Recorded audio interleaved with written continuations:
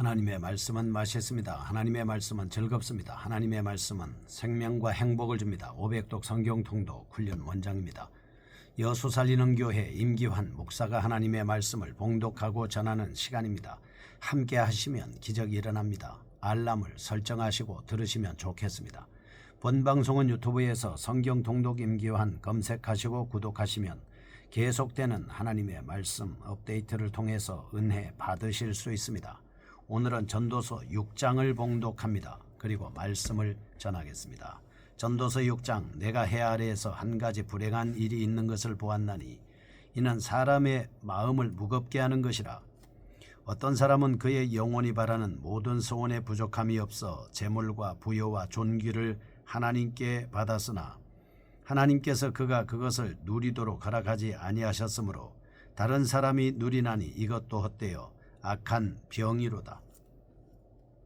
사람이 비록 100명의 자녀를 낳고 또 장수하여 사는 날이 많을지라도 그의 영혼은 그러한 행복으로 만족하지 못하고 또 그가 안장되지 못하면 나는 이르기를 낙태된 자가 그보다는 낫다 하나니 낙태된 자는 헛되이 왔다가 어두운 중에 가매 그의 이름이 어둠에 덮이니 햇빛도 보지 못하고 또 그것을 알지도 못하나 이가 그보다 더 평안함이라. 그가 비록 천년의 갑절을 산다 할지라도 행복을 보지 못하면 마침내 다 한 곳으로 돌아가는 것뿐이 아니냐. 사람의 수고는 다 자기의 입을 위함이나 그 식욕은 채울 수 없느니라. 지혜자가 우매자보다 나은 것이 무엇이냐. 살아있는 자들 앞에서 행할 줄을 아는 가난한 자에게는 무슨 유익이 있는가. 눈으로 보는 것이 마음으로 공상하는 것보다 나으나 이것도 헛되어 바람을 잡는 것이로다. 이미 있는 것은 무엇이든지 오래전부터 그의 이름이 불린 바 되었으며 사람이 무엇인지도 이미 안 바 되었나니 자기보다 강한 자와는 능히 다툴 수 없느니라. 헛된 것을 더하게 하는 많은 일들이 있나니 그것들이 사람에게 무슨 유익이 있으랴. 헛된 생명의 모든 날을 그림자같이 보내는 일평생에 사람에게 무엇이 낙인지를 누가 알며 그 후에 해 아래에서 무슨 일이 있을 것을 누가 능히 그에게 고하리요. 아멘. 전도서 6장입니다. 세상적 풍요와 허무에 대한 말씀입니다. 4장에서 6장까지 말씀 중에서 사회 속에서 엿보여지는 여러 가지 불의와 부조리한 면들을 들어 헤아려 사는 인생들의 허무함을 다루는 마지막 부분입니다. 사회 속에서 보여지는 해로운 면들을 부각시킴으로써 인간의 허무함을 잘 나타내주고 있습니다. 4장에서 5장 인간 사회의 여러 가지 측면들, 4장 1절에서 3절, 13절에서 16절, 5장 8절에서 9절은 정치적인 면에서, 4장 4절에서 12절은 사회적인 면에서, 5장 1절에서 7절은 신앙적인 면에서, 5장 10절에서 17절은 경제적인 면 등을 예를 들어서 그 속에서 드러나는 인간의 불의와 부지리를 통해서 허무함을 나타내 주고 있습니다. 1절에서 6절은 필연적으로 낙을 누리지 못하는 인생의 허무함을 설명하고 있습니다.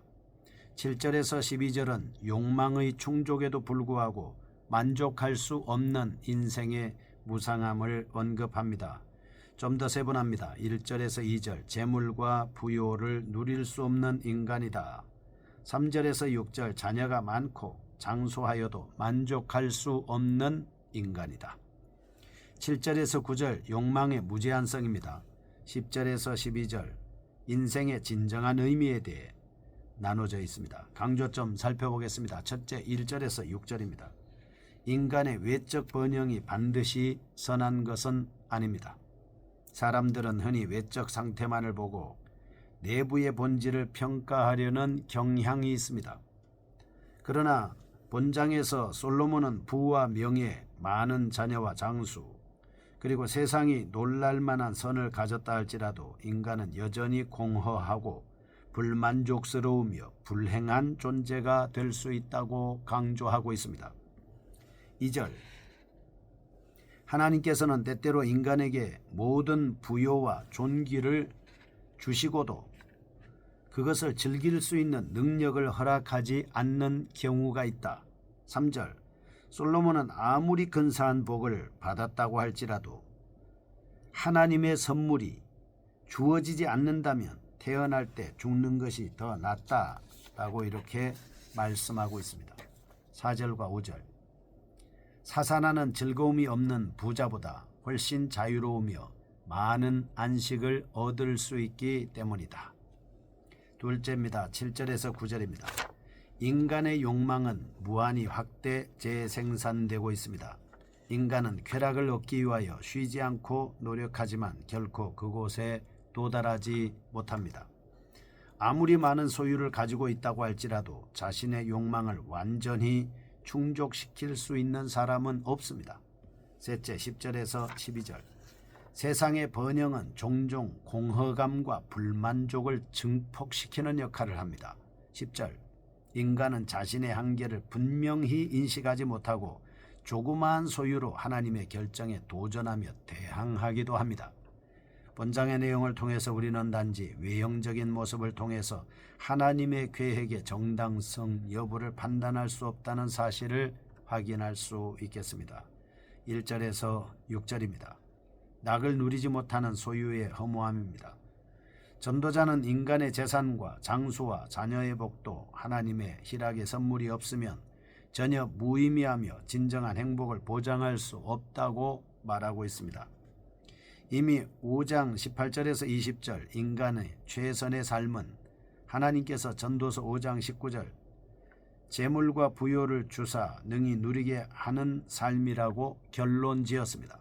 2절 재물과 부요와 존귀를 누리지 못하는 삶 3절 100자녀를 낳고 또 장수하여도 그 심령의 낙이 족하지 않는 삶은 허무할 뿐이라고 강조하고 있습니다. 3절에서 5절 심지어 솔로몬은 부유를 누리지 못하는 인생은 이 땅에 태어나지 못하고 낙퇴된 자보다 더욱 불행하다고 비유로 강조하고 있습니다. 6절 장수의 복을 누린다고 할지라도 낙을 누리지 못한다면 비참한 결과에 도달할 수밖에 없다는 것입니다.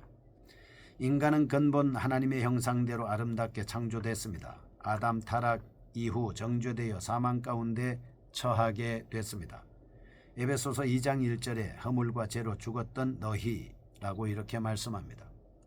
인간은 육적으로 죽을 운명에 처해진 존재일 뿐만 아니라 하나님을 믿지 않을 경우에는 영적으로 죽게 되어 하나님께로부터 오는 영적 생명의 빛과 복과 은혜를 전혀 받지 못하는 처지에 놓이게 되는 것입니다. 인간은 살아계신 하나님의 인격적인 교제를 할 수 있는 영적인 존재입니다. 결코 물질적 풍요로움으로 영혼의 갈증을 해결할 수 없습니다. 오직 영원하신 하나님을 알고 경외할 때 진정한 행복을 소유할 수 있다. 교훈을 보겠습니다. 첫째, 하나님을 진심으로 경외하지 않는 자들은 세상적 조건들이 충족된다고 할지라도 진정한 만족을 누릴 수 없습니다. 둘째, 뿐만 아니라 많은 재산과 장수는 오히려 커다란 피해를 끼칩니다. 왜냐하면 영혼의 즐거움이 따르지 않는 세상적 부요는 더 큰 욕망을 부추기며 죽음 후에 전개될 새롭고 영원한 삶을 준비할 수 없도록 만들기 때문입니다. 셋째, 믿음을 통해 거듭난 성도들은 더 이상 세상적 가치와 육체의 소욕을 쫓지 말고 오직 신령 가운데 내재해 있는 성령님을 따라 살아야 한다라고 하는 것을 알 수 있겠습니다. 두 번째입니다. 7절과 9절에 나타나는 채워지지 않는 욕망입니다. 1절에서 6절까지 소유를 통해서는 진정한 기쁨과 만족을 누릴 수 없다는 사실을 강조한 전도자. 이제는 인간이 부를 통해서 만족할 수 없는 이유에 대해서 설명합니다. 7절. 먼저 인간 수고의 특성과 그 한계성을 언급하고 있습니다. 8절. 심령의 낙을 누리지 못하는 지혜자의 무익함과 심령의 공상보다는 현실의 만족이 우월하다는 사상을 피력하고 있습니다. 본달락의 요점, 인간의 욕망은 무한히 확대됩니다. 어떤 경우에도 완전히 충족되지 않는다는 사실입니다. 인간은 하나님께서 만족을 주실 때 비로소 최선의 인생을 영위할 수 있습니다. 전도자는 인간이 아무리 수고한다고 할지라도 그 식욕이 채워지지 않는다는 비유를 통해서 수고의 허무함과 욕망의 불만족함을 드러내주고 있습니다. 8절, 전도자는 지혜의 무익함을 언급하고 있습니다. 인간적 지혜는 인생의 근본적인 문제를 해결해 주지 못합니다. 당시대의 전무후무한 지혜자였던 솔로몬은 하나님을 떠난 상태에서의 지혜는 인간을 번뇌케 하는 헛된 실체임을 언급하고 있습니다. 인간은 외적 조건의 충족을 통하여 진정한 행복에 도달할 수 없다고 단언해서 말씀하고 있습니다. 만약 인간이 자기 보존과 향락을 위하여 땀 흘리고 수고한다면 결코 만족을 얻을 수 없습니다. 마찬가지로 사람 앞에서 겸손하여 처신을 잘 아는 자라고 하더라도 영적으로 무지하다면 아무 유익이 없을 것입니다. 세 번째입니다. 10절에서 12절, 인생의 진정한 의미에 대해 반문을 합니다. 전도자가 지금까지 예증해온 만물의 허무함이라는 주제를 총괄적으로 요약하면서 동시에 절대적 구원자를 통한 의미 있는 인생을 소개하고 있습니다. 10절, 주어진 질서와 법칙 속에서 살아가야 하는 인간의 존재론적 한계성을 설명하고 있습니다. 11절, 짧은 잠언 형식으로 하나님을 떠난 모든 행위의 무의미함을 증거합니다. 12절, 그림자처럼 순식간에 지나가 버리는 인간의 유한성을 제시하고 있습니다. 강조점을 살펴보겠습니다. 첫째, 하나님은 무한한 능력을 가진 절대자이므로 인간이 반론을 제기할 수 없습니다. 인간이 이의를 제기할 수 없다는 사실이죠. 왜 이렇게 하십니까? 저렇게 하십니까? 이렇게 말할 수 없는 것이죠. 인간은 필연적으로 죽음을 경험할 수밖에 없는 존재입니다. 왜? 죄의 삭시 사망이기 때문입니다. 반면에 하나님은 흙으로 인간을 만드셨습니다. 만물의 때와 시기를 통제하시는 분이십니다. 따라서 인간이 부를 획득하기 위하여 전능자와 다투는 행위는 자신의 분수를 망각한 반역일 뿐입니다. 전도자는 이처럼 하나님의 섭리를 변경시켜 자신의 이익을 추구하려는 행위의 무모성을 지적하며 피조물로서의 겸허함을 지키도록 권고하고 있습니다. 둘째, 부를 추구하는 인생은 허물을 경험하게 될 뿐입니다. 전도자는 12절, 인생을 그림자에 비유합니다. 인생은 영원히 존재하는 것이 아닙니다. 금방 사라져버리는 일시적 실체에 불과하다고 말합니다. 행복을 보장받기 위하여 부를 추구하는 인생은 생명 자체를 담보로 제공하는 잘못을 범하게 됩니다. 전도자는 잃어버린 시간을 보상받을 수 없는 인생에서 세상적 가치를 위해 추구하는 일의 허무함을 강조하고 있습니다. 셋째, 하나님만이 진정한 행복의 수요자라는 사실을 암시적으로 제시하고 있습니다. 전도자는 인간 행위의 무의미함을 거듭 강조함으로써 자연스럽게 생명의 근원이신 하나님을 바라보도록 유도하고 있습니다.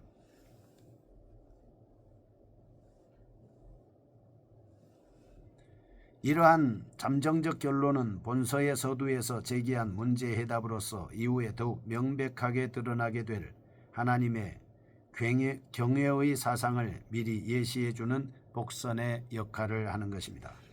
우리는 짧은 인생을 살아갑니다. 감각적인 생활을 추구하지 말고 믿음 안에서 올바른 삶을 살아야 한다는 굳은 결의를 가져야 합니다.